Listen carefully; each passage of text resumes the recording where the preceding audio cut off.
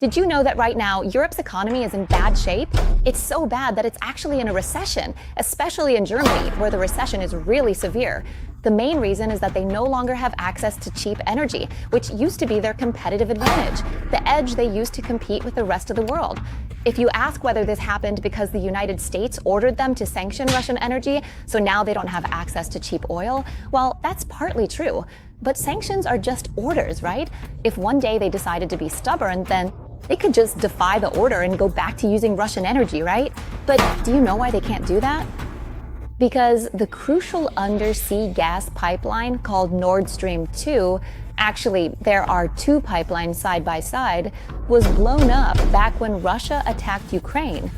Not having this pipeline to transport gas from Russia to Germany has caused massive damage. It's the main reason why the German economy keeps spiraling into recession and is suffering so badly. But just recently, Germany issued an arrest warrant for a suspect. A Ukrainian man named Volodymyr is said to be the suspect in the Nord Stream pipeline bombing. If you watch the Science Money Monster channel and feel like, wow, this channel presents information really well, and you're interested in supporting my channel, thank you so much. You can support us through this QR code. Or, if you're not able to right now, you can just like, share, or subscribe. I want to let you know that all the income from everyone goes toward editing, the team, and myself, so we can keep improving the quality of our content. Now, let's get back to the pipeline. Now, about the Nord Stream pipeline explosion case, if you've been following the news, you'll know it's been 2 years and they still haven't caught anyone or figured out who did it. So why is Germany the country issuing the arrest warrant? Well, it's because Germany suffered the most damage from losing the Nord Stream pipeline. If I were Germany and my economy was hit so hard, falling into a recession and unable to compete in the global market anymore because of the loss of cheap oil, I'd probably do everything I could too. To drag the person responsible in to be punished and pay for the damages, honestly, I'd want them executed by guillotine, no less. Just so you know, the guillotine reference. In this video, we're going to engage in a quick little guessing game based on the information I've given you. Let's guess who did it. Then I'll walk you through exactly what has been happening with the German economy right now. From being the leading economic powerhouse in the European Union, Germany has now become the sick man of Europe. But first, let's have some fun and try to figure out who did it. If you ask me who did it, honestly, I've always harbored some pretty strong suspicions of my own. I already had someone in mind as the culprit, but I might have been wrong. So let me break it down for you who's involved and who's most likely to have done it. We can divide it into 4 main countries: Russia, Germany itself, Ukraine, and the United States. Let's start with Russia. If you ask about Russia's role in the Nord Stream situation, they're the seller. They sell natural gas through the Nord Stream pipeline and are the main driving force behind the investment. The Nord Stream pipeline was actually a joint project with Europe, and Russia is also the one who attacked Ukraine, right? So Russia has been hit with sanctions from the United States. Now, is it possible that Russia blew up the Nord Stream pipeline themselves? It's possible. For example, if you think about the sanctions, if they're going to sanction Russia, right? If I were Russia and you're going to sanction me, then I'll just blow up the pipeline myself, so there's no turning back. Let's see how the West will manage without it. Will they survive? But honestly, if you really think about it, President Vladimir Putin is more cunning than that. He probably wouldn't let his pride get in the way and blow up his own money-making pipeline. This pipeline brings Russia billions of dollars a year. And even though Europe is sanctioning Russia right now, whenever the UK, Germany, or anyone else comes to buy oil, energy, or uranium from Russia, they still sell it anyway. So I really don't think it's likely that whole pride thing, there's no way Russia would blow up the Nord Stream pipeline just to cut off Germany, their number 2 customer. So how is Germany involved in the Nord Stream pipeline? Well, they're the main customer. They get the most natural gas from Russia through the Nord Stream pipeline. And if Germany didn't have it, Germany would be the one to suffer the most from losing this natural gas from Russia, but Germany is absolutely critical in the Russia-Ukraine conflict and ongoing situation because they're the ones who need to provide the necessary financial support to help NATO attack Russia. So there's really no motive for Germany either. Let's just rule them out. Next up is the United States. Is it possible that the US was the one who blew up the Nord Stream pipeline? I've always suspected the US, but I've never actually said it out loud because it's just a suspicion, right? If the US really did blow up the Nord Stream pipeline, what America would gain is, first, Russia would definitely lose billions of dollars in revenue per year. Second, they would be able to control European countries more easily, because if European countries don't have access to cheap gas through Nord Stream, when people don't have money, they don't have power either. That makes it easier for them to fall under the influence of the United States, easier to control, like chicks in the palm of your hand. And importantly, ever since Germany started getting natural gas from Nord Stream at full capacity, German industry has been pulling further and further ahead of America. And the US was still kind of flat, right? The important thing is, from that point on, Germany never bought gas from America again because it was too expensive. So if America blew it up, it would be win-win-win for them, right? But when the real answer came out, it turned out it wasn't America.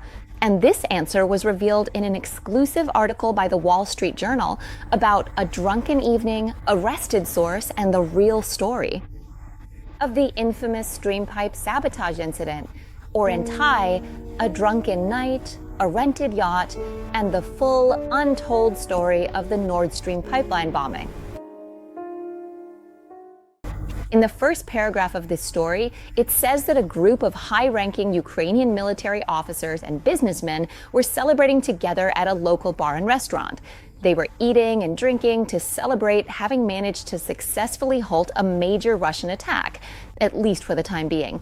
And then someone suggested that the logical next step should be to blow up the Nord Stream pipeline because Russia earns billions of dollars every single year from Nord Stream. The price that Russia would have to pay for any aggressive actions it might take against Ukraine on that day.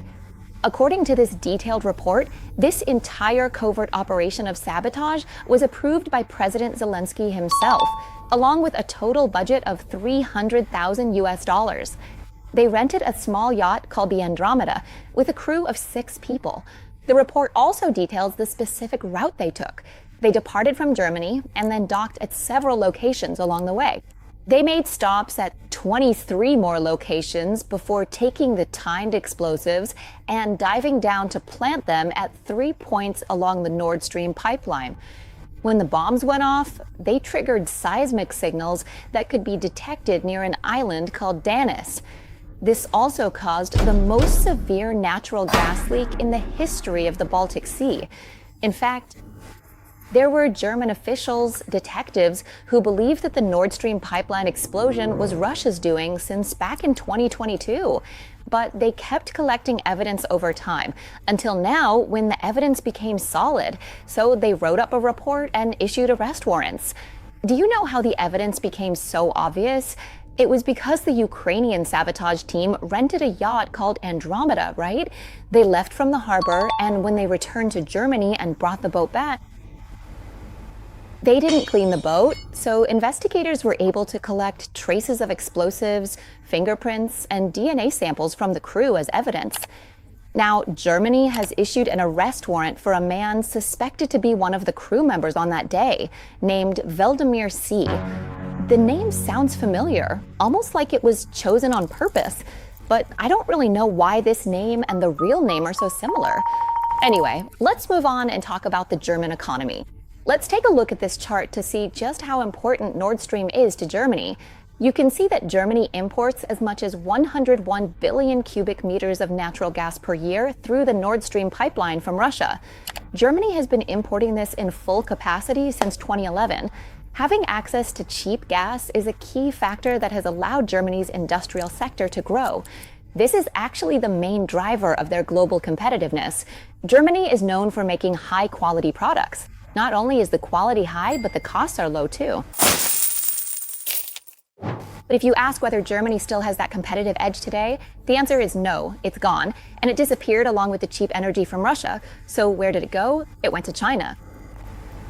This is precisely the reason why the competitive advantage has shifted toward China today. And when Germany can no longer perform economically like it used to before, international investors are beginning to lose their confidence in Germany. Right now, investor confidence in Germany has taken a massive downward turn. It's now only half of what it was during the COVID crisis. The German economy today is experiencing a series of recurring economic recessions. The annual GDP growth rate for Germany, if we look back, since the third quarter of 2022, Germany's GDP has only gone down, down, and down. By the third quarter of 2023, Germany's GDP had fallen into negative territory, and even now, it still hasn't managed to recover. The main reason for this sharp drop in GDP is that exports have decreased. In April, Germany's exports, which used to be at 134 billion euros, dropped to, now it's down to just 127.7 billion euros. As for the manufacturing sector, Germany's industrial production has dropped for 6 consecutive months. The decline is so steep that compared to the lockdown period, it's now at about half of what it was during the lockdown. And back then, things were really bad. Everyone was stuck inside the country, right? But now it's not like that. People can go out and about, go to work, but they just can't make a living. The worse the economy gets, combined with expensive energy and high electricity costs, the more German factories are preparing to relocate. The headlines even say that 4 out of 10 industrial factories in Germany are getting ready to move out of the country. If this is allowed to happen and these factories really do leave, I can tell you that Germany will have a very hard time recovering. Not only is it already in decline, but bouncing back won't be easy either. That's because Germany is a country that relies on its main income from manufacturing and exports. That's what has given Germany its national branding that everyone knows so well, the phrase "Made in Germany." If these factories are really allowed to move out, the Made in Germany label will gradually fade away and eventually disappear altogether. That sounds pretty bad, right? But there are still some solutions. The government can still try to keep these factories from leaving by one way to do this is by providing subsidies, basically giving financial support to keep these factories from leaving. But if the government gives out too much support, it will impact the national budget. Right now, the government budget has been in deficit for 4 years in a row. If this continues and the government has to keep running a deficit, it will have to borrow more money, right? But borrowing more doesn't really seem like a good option either, because Germany is already one of the countries that borrowed heavily during the COVID crisis. Back then, the loans they took out had very low interest rates, just about 0.1%. But now that's no longer the case, and that's made Germany's debt burden pretty serious these days. So if Germany's economy really depends on having access to cheap energy to stay strong and remain number 1 in Europe, why not just fix the Nord Stream pipeline?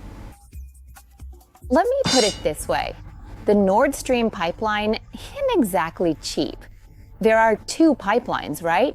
The first one cost $8 billion, and the second one cost $11 billion. And that was over 10 years ago. Even back then, the price was that high. If they were to repair or build it today, who knows how much it would cost? That's one of the main reasons why Germany had to issue arrest warrants. They need to find out who did it so that they can hold the right people accountable.